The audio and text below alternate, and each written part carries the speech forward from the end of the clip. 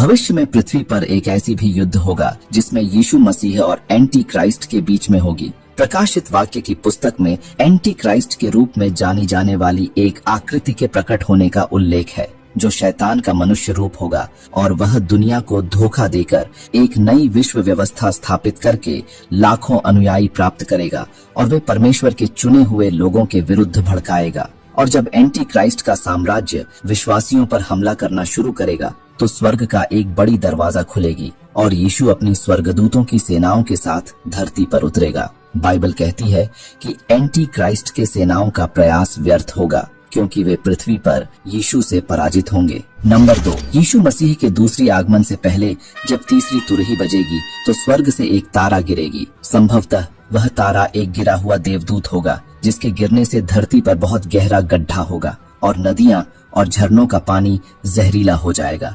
और जब पांचवी तुरही बजेगी तो उसी गहरा गड्ढा के माध्यम से नरक की एक दरवाजा खुलेगी और टिड्डियों का एक झुंड निकलेगी और वे टिड्डियां असंतुलित लोगों को लक्षित करेंगे, उन्हें 5 महीनों तक कष्टदायक पीड़ा देंगे और उस अवधि के दौरान पीड़ित लोग अपनी पीड़ा से बचने के लिए मृत्यु की लालसा करेंगे, लेकिन मृत्यु उन्हें चकमा देगी। नंबर 3, बाइबल में लिखा गया है कि मनुष्य स्वर्गदूतों का न्याय करेंगे। पहला कुरिन्थियों अध्याय 6 में प्रेरित पौलुस हमें बताते हैं कि जब मसीह का दूसरी आगमन होगा तो जो लोग मसीह में मर चुके होंगे उन्हें पुनर्जीवित किया जाएगा और विश्वासियों के रूप में महिमामय पाप रहित शरीर दिए जाएंगे। वे नए शरीर पाप, दर्द और मृत्यु के भ्रष्टाचार से मुक्त होंगे, जिससे हम परमेश्वर की उपस्थिति में अनंत जीवन का आनंद ले सकेंगे। हमारे पुनरुत्थान वाले शरीर मसीह के पुनर्जीवित शरीर के समान होंगे और स्वर्गदूतों सहित सभी सृष्टि पर उनके अधिकार साझा करेंगे और परमेश्वर के राज्य में अधिकार के महत्वपूर्ण पदों पर आसीन होंगे। यह अधिकार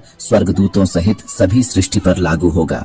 विश्वासी नए यरूशलेम में रहेंगे, जो नई पृथ्वी पर एक शानदार शहर होगा जहां परमेश्वर अपने लोगों के साथ रहेंगे, अपने शाश्वत राज्य में विभिन्न भूमिकाएं निभाएंगे।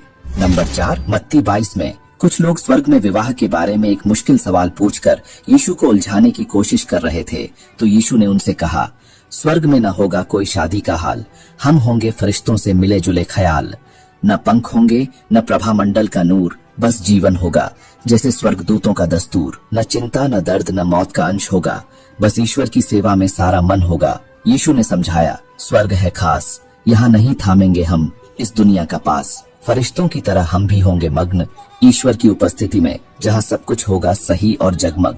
वह जीवन का नया एक रूप होगा जहाँ सिर्फ ईश्वर ही हमारा ध्यान होगा।